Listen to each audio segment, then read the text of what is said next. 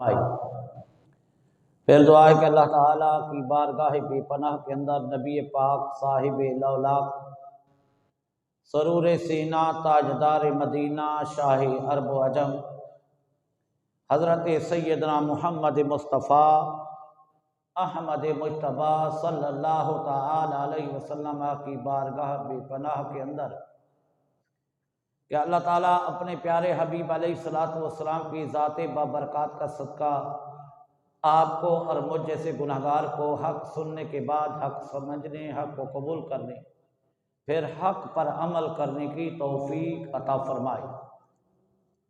दोस्तान ईमान, ये बड़ा पुरफितन दौर है।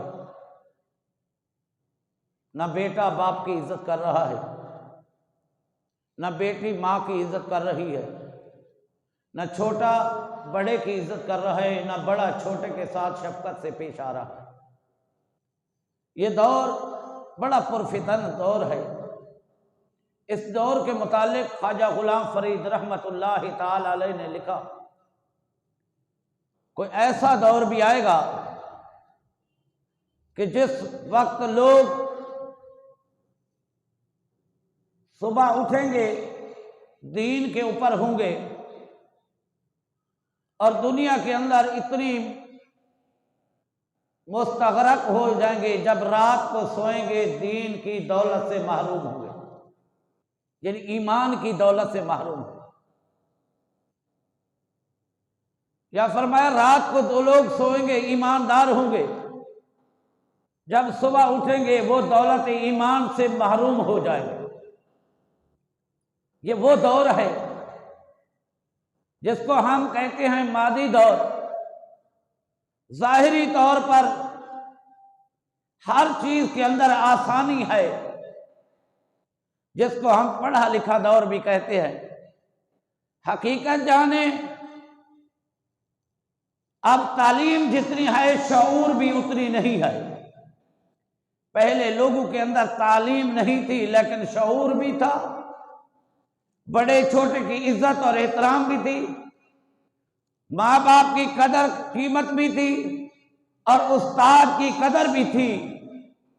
आज आप सोशल मीडिया पर देखें, कुछ बदनसीब ऐसी औलादें भी हैं जो अपने बाप को कत्ल कर रही हैं, कुछ ऐसी बेअदब औलाद भी है जो अपनी माँ को कत्ल कर रही है, और कुछ तो यहां तक भी है कि कॉलेज के अंदर, यूनिवर्सिटी के अंदर, मदारिस के अंदर ऐसे बदनसीब शागिर्द भी हैं जो उस्ताद को कत्ल कर रहे हैं, कोई बहन भाई को कत्ल कर रहा है, कोई रिश्तेदार को कत्ल कर रहा है। तो ऐसी तालीम का दुनिया के अंदर कोई फायदा नहीं है। तालीम ऐसी हो कि जिसमें दीन में भी नफा हो और दुनिया में भी नफा हो। जैसे सरकार दो आलम सल्लल्लाहु अलैहि वसल्लम ने फरमाया, मौत के बाद इंसान के ऊपर 3 काम करके चला जाए, जब तक वो काम जारी और सारी रहेंगे मरने वाले के नाम आमाल के अंदर नेकियां लिखी जाएगी। वो हदीस आपने कई बार सुनी है। नबी पाक ने फरमाया, पहला काम यह है वालिदुन सालिहुन, अपनी औलाद को नेक बना जाए, आलिम दीन बना जाए, हाफिज कुरान बना जाए, दीन की तालीम भी दे और दुनिया की तालीम भी दे। और तालीम देने वाले के लिए ये सदका जारिया। और फिर दूसरा फरमाया सदकातुन जारिया, सदका जारिया करके कोई चला जाए, यानी मस्जिद मदरसे की आगाज कर दिया, जब तक मदारिस चलते रहेंगे मरने वाले को उसका अजर सवाब मिलता रहे। मस्जिदें आबाद रहेंगी, मरने वाले को इसका सवाब मिलता रहेगा। तीसरा फरमाया इल्मुन नाफिउन, ऐसा इल्म जो दुनिया के अंदर कोई सिखा के चला जाए, तो जब तक वो इल्म जारी और सारी रहेगा मरने वाले को उसका अजर और सवाब मिलता रहेगा। मुफ्ती अहमद यार खान साहब नईमी तफसीर नईमी के अंदर लिखते हैं, फरमाया इल्म नाफे से मुराद हुनर भी है। कोई किसी को दरखान का काम सिखा गया, कोई किसी को दर्जी का काम सिखा गया, कोई लोहार का काम सिखा गया, कोई मोबाइल बनाना सिखा गया। जब तक वो काम चलते रहेंगे मरने वाले को उसका अज्र व सवाब मिलता रहेगा। तो मेरे प्यारे भाई, ये दौर बड़ा पुरफितन है। मैं आपको एक अपने जमाने की बात बता दूं। देहातों के अंदर छोटी छोटी मसाजिद होती थी जिनकी दीवारें गारे से बनी होती थी। अगर कोई बंदा दातरी उसके ऊपर दीवार पे रख देता तो वो जब दातरी अंदर चली जाती, गिर जाती, तो बंदे नहीं उठाते थे, कहते थे मस्जिद में चली गई। अब ये दौर और उस दौर का तकामुल करें। आज तो बदनसीब लोग ऐसे भी हैं जो मस्जिद की घड़ियां भी उतार लेते हैं, मस्जिद के स्पीकर भी उतार लेते हैं, मस्जिद की बैटरियां भी चोरी कर लेते हैं, पंखे भी उतार लेते हैं। जो नमाजी वुजू करते हैं उनके लिए लगा हुआ पंप भी उतार लेते हैं। तो ऐसी तालीम का क्या फायदा जो इंसान को शऊर ना दे सके। तो मैंने कुरान पाक की जो आयत पढ़ी, अल्लाह करीम ने फरमाया वक़दा रब्बुका अल्ला ताबुदू इल्ला इय्याहु व बिल वालिदैन इहसाना। अल्लाह की इबादत करो, उसकी जात के साथ किसी को शरीक ना ठहराओ। और रब की इबादत के बाद फरमाया अपने माँ बाप के साथ हुस्न सलूक से पेश आओ, माँ बाप के साथ एहसान करो। यानी जो कुछ आप दुनिया में किसी से भलाई कर सकते हो उससे भी ज्यादा अपने माँ बाप के साथ भलाई करो।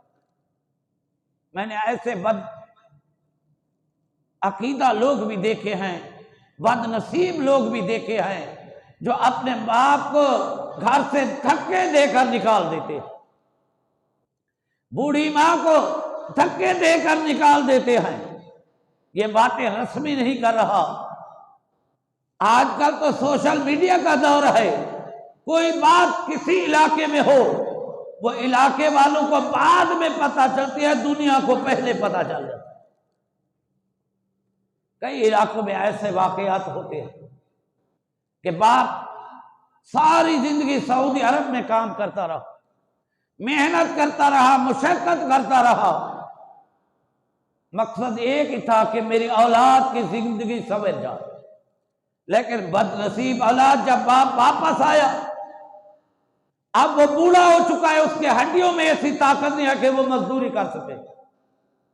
तो जिस बाप ने लाखों रुपए खर्च करके उनकी तालीम की, उनकी तरबियत की, उनको मकान बना के दिए, उनकी शादियां की, लेकिन बदनसीब औलाद ने अपनी बेगमात के कहने के ऊपर अपने वालिद को धक्के देकर घर से निकाल दिया।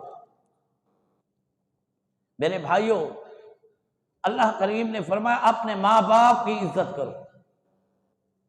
अब आजकल लोग कहते हैं कि मैं पीर के खाने पे जाता हूं, कोई कहता है मैं तबलीग पे जाता हूं, 40-40 दिन तक चिल्ले काटते हैं, लेकिन बूढ़ा माँ बाप घर के अंदर तड़पता रहता है, उनको कोई परवाह नहीं होती। मैं रात किताब पढ़ रहा था, आला हजरत अजीमुल बरकत मुजद्दिद दीन व मिल्लत मौलाना शाह अहमद रजा खां फाजिल बरेलवी रहमतुल्लाह ताला अलैह ने लिखा, एक ऐसा नौजवान भी होगा जिसके लिए 100 अल्लाह का वली दुआ कर रहा होगा, एक नहीं, 2 नहीं, 10 नहीं, 20 नहीं, फरमाया 100 अल्लाह का वली उसके लिए ये दुआ कर रहा होगा, या अल्लाह इसकी मगफरत फरमा दे, इसकी बख्शिश फरमा दे। आला हजरत ने लिखा है, बूढ़ा बाप एक तरफ बैठ कर ये कह रहा होगा कि या अल्लाह जिस मेरे बेटे के लिए तेरा 100 बंदा दुआ कर रहा है, इसकी तू बख्शिश ना फरमाना।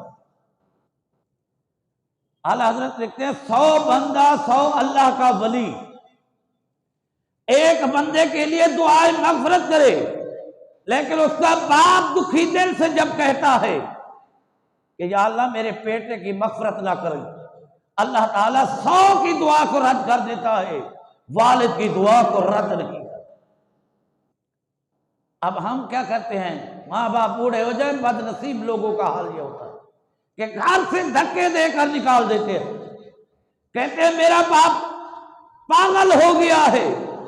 मेरे भाइयों, अगर दुनिया की कामयाबी चाहते हो तो माँ बाप को राजी करो, अगर कब्र के अंदर कामयाबी चाहते हो, आलम बरज़ख के अंदर भी माँ बाप को राजी करो। देखिए, मैं कई बार हदीस की, हजरत सैयदना अलकमा रज़ी अल्लाह ताला अन्हु, ये नबी पाक का सहाबी था। सहाबी वो होता है जिसने ईमान की हालत में रुख मुस्तफा की जियारत की। तो आज लोग कुरान पढ़े कारी बन सकते हैं, नमाजें पढ़े नमाजी बन सकते हैं, हज करे हाजी बन सकते हैं, जिहाद करें मुजाहिद बन सकते हैं, लेकिन ना नबी का जाहिरी तौर पर कोई चेहरा देख सकता है, ना कोई सहाबी रसूल बन सकता है। सहाबी रसूल का बहुत बड़ा मकाम है। नबी पाक ने फरमाया जिसने मेरे देखने वाले को देखा, फरमाया जिसने मेरे सहाबी की जियारत की है, अल्लाह उस पर जहन्नम की आग को हराम फरमा देगा। और जिसने रुख मुस्तफा की जियारत की है, मेरे महबूब फरमाते हैं मन रानी राल हक, जिसने मुझे देखा है उसने रब को देख लिया। तो हजरत अलकमा नबी पाक का सहाबी था। आज तो लोग कहते हैं माँ बाप क्या है। जब मौत का टाइम करीब आया, सकरात का टाइम करीब आया, आप आज नमाजें पढ़ें, पता नहीं कि कबूल होंगी कि नहीं होगी, ज़कात सदकात करें, पता नहीं कबूल होगा कि नहीं होगा, हज करें, पता कबूल होगा कि नहीं होगा। मेरे मुस्तफ़ा करीम ने फरमाया लाखों रुपए खर्च करने वाला, यानी आज के जदीद दौर में देखे 13-14 लाख रुपया खर्च होता है। कोई बंदा हज पे चला जाए, वो हज करके वापस आए, उसको पता नहीं कि उसका हज करना कबूल है कि नहीं है। मैं आपको मुफ्त का हज बताता हूं, जो बगैर पैसे के हज किया जाता है। मेरे करीम आका ने फरमाया, मेरा अकीदा है कि कुरान बदले बदल सकता है, जमीन बदले बदल सकती है, जमीन बदले बदल सकती है, जमान बदले बदल सकता है, मकीन बदले बदल सकती है, मकान बदले बदल सकता है, न रब का कुरान बदल सकता है, न मोहम्मद का फरमान बदल सकता है। मेरे करीम आका ने फरमाया लोगों, हाजी 13-14 लाख खर्च करने वाले को यकीन नहीं है कि उसका हज कबूल होगा कि नहीं होगा। मैं मुस्तफा जमानत देता हूं, नबी करीम ने फरमाया जो बंदा फजर की नमाज के बाद अपने बूढ़े माँ बाप के चेहरे की जियारत कर ले, अल्लाह उसको हज मबरूर के बराबर सवाब अता करेगा। कबूलियत वाला हज। आज आप जुमा पढ़ने आए, पता नहीं कि जुमा कबूल होगा कि नहीं, कुरान पढ़े, पता नहीं कबूल होगा कि नहीं होगा। जब बूढ़े माँ बाप के चेहरे की जियारत करेंगे, अल्लाह के नबी ने फरमाया मैं जमानत देता हूं, मैं गारंटी देता हूं, और वो जात गारंटी देने वाली है जिसकी जबान से कभी रब का कुरान जारी होता है, कभी नबी की हदीस जारी होती है। अल्लाह अकबर। तो हजरत अलकमा नबी पाक का सहाबी है। मौत के वक्त कलमा पढ़ना, कलमा जुबान से जारी नहीं हो रहा। सहाबा किराम की जमात थी। सहाबा का यह अकीदा था जब कोई मुश्किल आती तो सरकार के पास जाते। सहाबा की जमात गई हुजूर के पास, कहने लगी या रसूलल्लाह ये बताएं, आपका गुलाम है, आपका कलमा पढ़ने वाला है, लेकिन मौत का टाइम है, सकरात की घड़ी है, कलमा जुबान से जारी नहीं होता। ये बात तो मैं आपको अर्ज कर दूं, अल्लाह ने कुरान में कहा ला युखफ़फ़ु अन्हुमुल अज़ाब, जिसका खात्मा ईमान पर नहीं होगा मरते वक्त कलमा पढ़ना नसीब नहीं होगा, मेरे आका ने फरमाया उसके ऊपर अजाब की तखफीफ भी नहीं होगी। तो जब नमाज पढ़ा कर ये दुआ किया कर, या अल्लाह खात्मा भी ईमान पे फरमाना, आज़ाब कब्र से भी बचाना, हशर की गर्मी से भी बचाना, कयामत के दिन हुजूर के लवाए हम्द के नीचे जगह भी अता फरमाना। तो मेरा भाइया, नबी पाक ने फरमाया सहाबा क्या कलमा नहीं पढ़ सकता? जी या रसूलल्लाह, मेरा आपका गुलाम कलमा जुबान से नहीं पढ़ सकता। हुजूर ने ये नहीं फरमाया कि ये कौन सा गुनाह करता था। मेरे करीम आका ने फरमाया जाओ मालूम करो इसके वालिदैन में कोई हयात है, माँ या बाप कोई हयात है? तो हजरत सैयदना अलकमा की मालदा मोहतरमा हुजूर के पास जाती है, कहती है या रसूल अल्लाह, आपने याद फरमाया? मेरे आका ने फरमाया हाँ, ये बता तेरा बेटा तुझे राजी रखता था कि नाराज करता था? अब हजरत अलकमा की माँ थी, सहाबी रसूल की माँ थी, सच बोल दिया। कहने लगी या रसूल अल्लाह, मेरा बेटा मेरी बेफरमानी करता था, अपनी बीवी का फर्मा बरदार था। आज ऐसे नौजवान भी हैं जो बीवी का कहना ज्यादा मानते हैं, माँ बाप का कहना कम मानते हैं। जरा वो मेरी बात गौर से सुने। जो बीवी के कहने पर माँ को धक्के देते हैं, जो बेटे के कहने पर बाप को धक्के देते हैं। हजरत अलकमा की मां ने कहा कि काली कमली वाले करीम आका, ये मां को तरजीह नहीं देता था, बीवी को तरजीह देता था।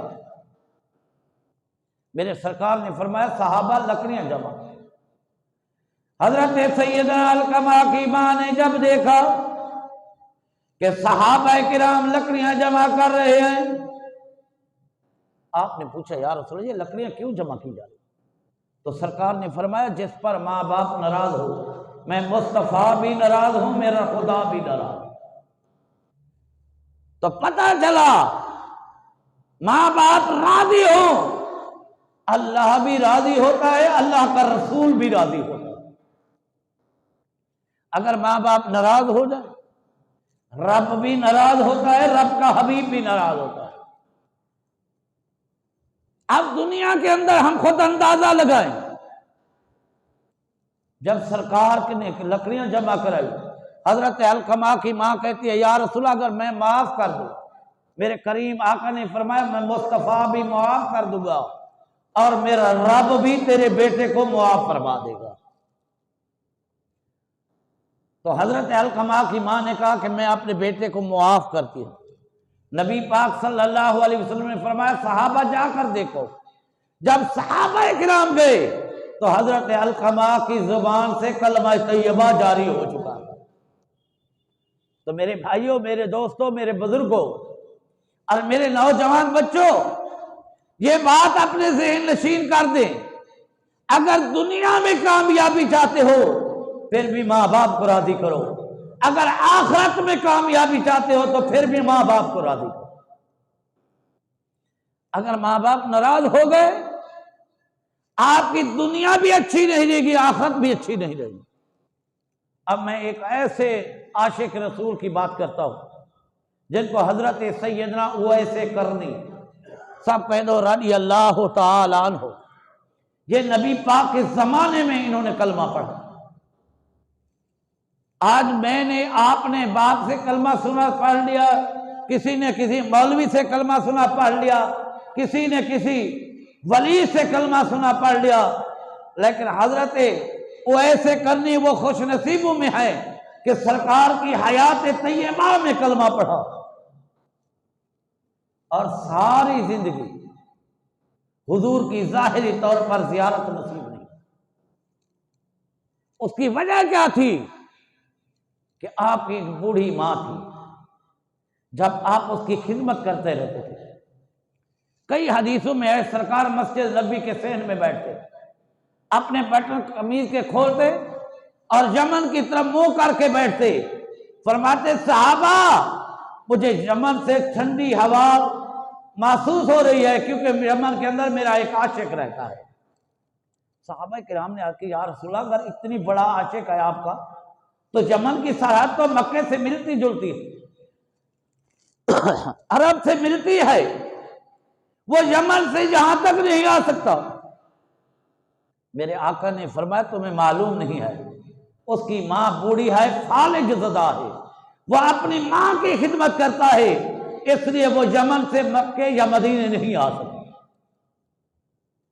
हजरत वैसे करनी के मुतालिक है कि आपने अपनी माँ से कहा कि अम्मी जान मुझे इजाज़त दें, मैं एक मरतबा अपने हुजूर के चेहरे की ज़ियारत करना चाहता। बूढ़ी माँ ने कहा कि बेटा, मैं फालिज में, मैं चारपाई पे पड़ी हुई हूँ, मुझे पानी देने वाला कोई नहीं, तो मदीने जाएगा या मक्के जाएगा, कई दिन लग जाएंगे, मेरी खिदमत कौन करेगा। हजरत वैसे करनी रुक जाते। कुछ दिन के बाद मां ने कहा, बेटा एक शर्त पे इजाजत देती हूं, अगर हुजूर के घर पे जाए तो सरकार मिल जाए तो जियारत कर ले, अगर घर में हुजूर ना हो तो फिर तलाश ना करना, यानी मस्जिद तक भी ना जाए। हजरत वैसे करनी यमन से चले, पैदल सफर, ऊंटों पे लोग सफर करते थे, घोड़ों पे लोग सफर करते थे। हजरत वैसे करनी चले, मदीने तैयबा में आए, सरकार के दरवाजे मुबारक को खटखटाया।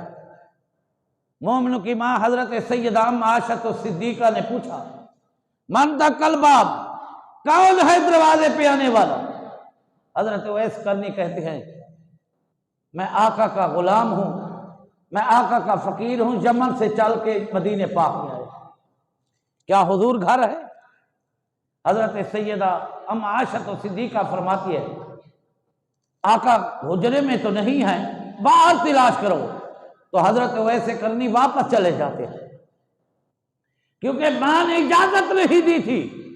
मां ने कहा कि अगर मस्जिद में जाओ तो सरकार मिल जाए, ज़ियारत कर लेना, घर में इंतजार ना करना, अगर हुजूर के सामने घर मुबारक पे जाओ, हुजरे मुबारक पे जाओ तो मस्जिद की इंतजार ना करना। तो हजरत वैसे करनी वापस चले गए। तो पता चला हजरत वैसे करनी रज़ी अल्लाह तआला अन्हु को जो कुछ मकाम मिला है वो मां की खिदमत से मिला है। हजरत वैसे करनी की मां अपने बेटे के मुतालिक हर मां दुआ करती है, और मैं ये बात भी बता दूं, किसी मां की दुआ जो है, हर वली की दुआ रब रद्द कर देता है, लेकिन मां बाप की दुआ को रब रद्द नहीं। जैसे मैंने पहले वाकया किया, आला हजरत ने लिखा है, 100 वली एक तरफ बैठकर किसी बंदे की मग़फ़िरत की दुआ करे, फरमाया एक तरफ उसका बाप उसके लिए बद दुआ करे, अल्लाह 100 वली की दुआ को कबूल नहीं करेगा, लेकिन गुनहगार वालिद की दुआ को अपने बेटे के हक के अंदर कबूल फरमाए। आप खुद अंदाजा लगाएं, जो माँ बाप के बेफरमान है वो खुद अंदाजा लगाए। तो हजरत वैसे करनी को जितनी मर्तबा मिला है, जितनी शान और शौकत मिली है, ये वालदा की खिदमत की वजह से मिली है।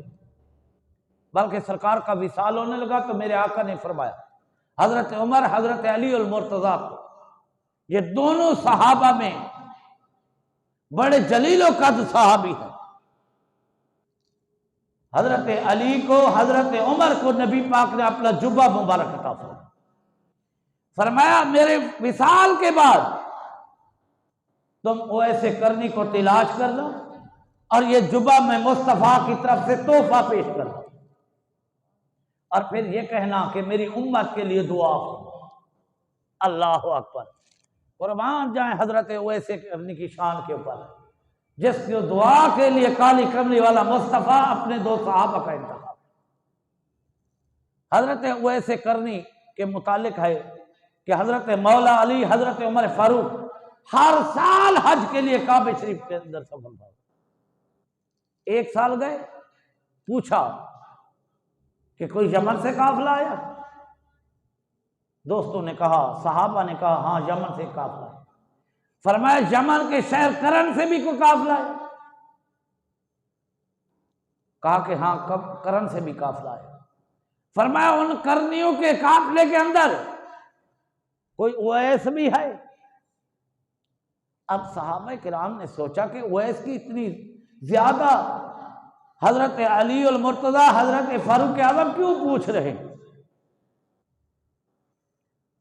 तो करन के लोगों में एक शख्स आगे बढ़ा, कहने लगा हाँ मैं करन से भी हूं और करनी उवैस का रिश्तेदार भी हूं।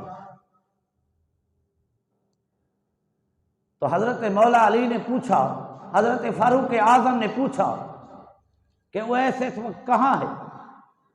फरमाया वो मजनून है, वो दीवाना है, हम हज करने के लिए इबादत में मशगूल है, वो पहाड़ों के अंदर ऊंटों की रखवाली कर रहा है, वो ऊंट चरा रहा है। हजरत मौला अली करम अल्लाह वजल करीम, हजरत फारूक आजम हजरत उवैस को तलाश करते करते जाते हैं। जब सैयदना उवैस करनी के पास जाते हैं तो हुजूर का दिया हुआ तोहफा मुबारक, जुब्बा मुबारक हजरत उवैस करनी की दरबार में पेश करते। हजरत सैयदना उवैस करनी जब नबी पाक का नाम सुनते हैं आंखों से आंसू बहना शुरू हो जाते हैं, सारों कतार होते हैं। फरमाते हैं बताओ तो सही मेरे यार का चेहरा कैसा था, मेरे यार के जुल्फे कैसी थी, मेरे आका की आंखें कैसी थी, मेरे आका के हाथ कैसे थे। हजरत मौला अली से पूछते हैं, हजरत फारूक आजम से पूछते हैं मेरे सरकार की गुफ्तार कैसी थी, मेरे हुजूर की रफ्तार कैसी थी। फिर कहते हैं हजरत फारूक आजम हजरत मौला अली शेर खुदा फरमाते हैं हमने कहा कि सरकार ने फरमाया मेरी उम्मत के लिए दुआ भी करें। आप खुद अंदाजा लगाएं, जिनको दुआ के लिए अल्लाह के नबियों का सरदार कहे उसकी कितनी बड़ी शान है। जिनको दुआ के लिए अल्लाह का यार कहे, 1,24,000 कमो बेश अंबिया आए, सहाबा आए, सबसे ज्यादा शान वाले जो हैं वो मेरे प्यारे करीम आका। और आका अलैहिस्सलातु वस्सलाम दुआ के लिए जिसको फरमा रहे हैं अपने गुलाम हजरत उवैस करनी को कह रहे हैं। और उवैस करनी का अमल क्या था कि वो अपनी बूढ़ी माँ की खिदमत करते थे। तो पता चला कि जो बूढ़े माँ बाप की खिदमत करे अल्लाह उनको वो मकाम अता फरमाता है, वो इज्जत और शान अता फरमाता है कि अंबिया भी उनको दुआ के लिए कहते हैं। बल्कि मैंने बाज़ किताबों में ये पढ़ा है कि हजरत मौला अली हजरत उमर फारूक ने अर्ज किया या रसूलल्लाह आप अपने गुलाम को दुआ के लिए कह रहे, वो तो आपका गुलाम है। वो ऐसे कर नबी पाक ने फरमाया सहाबा वो मेरा गुलाम आशिक जरूर है लेकिन वो रब के इतने करीब है कि वो अगर दुआ के हाथ उठा दे अल्लाह मेरी आधी उम्मत की मगफरत फरमा देगा। आप खुद अंदाजा करें, जो नबी पाक का गुलाम अपने माँ बूढ़ी की खिदमत करे अल्लाह उसको ये शान अता फरमाता है कि वो दुआ करे। उनकी दुआ भाई बहन माँ बाप के हक में सिर्फ कबूल नहीं होती, बिरादरी वालों के हक में कबूल नहीं होती, महल्ले के इलाके वालों के हक में कबूल नहीं होती। अगर वो दुआ के हाथ उठा ले अल्लाह उसकी दुआ का सदका हुजूर की आधी उम्मत की मगफरत फरमा देता। तो हजरत सैयदना उवैस करनी के पास हजरत सैयदना उमर हजरत सैयदना मौला अली शेर खुदा रज़ी अल्लाह तआला अन्हु हुजूर का जुबा पेश करते। ये शान है माँ की खिदमत करने वाला। और जो माँ बाप का गुस्ताख है, जो माँ बाप का बेअदब है, वो चाहे जितनी बड़ा आलिम फाजिल क्यों ना हो, वली क्यों ना हो, बादशाह क्यों ना हो, हत्ता के सहाबी रसूल ही क्यों ना हो, अगर माँ बाप नाराज हैं तो मरते वक्त कलमा पढ़ना नसीब नहीं। और माँ बाप को दुनिया में राजी कर लो, ये वक्त है। अगर अल्लाह ना करे किसी के माँ बाप फौत हो चुके, वो भी मेरे आका ने फरमाया मायूस ना हो, परेशान ना हो कि बाप की जिंदगी में राजी नहीं कर सका, माँ की जिंदगी में राजी नहीं कर सका। मेरे करीम आका ने फरमाया उनके लिए दुआए मगफरत किया, बख्शिश की दुआ करोगे अल्लाह तुम्हारी दुनिया की खताओं को मुआफ फरमा देगा। तो दुआ है अल्लाह ताला मेरे टूटे फूटे अल्फाज अपनी बारगाह लिए शर्फ कबूलियत अता फरमाए। अल्लाह हम सबको अपने माँ बाप की दिल से खिदमत करने की तौफीक अता फरमाए। व आखिर दावाना अनिल हम्दुलिल्लाहि रब्बिल आलमीन।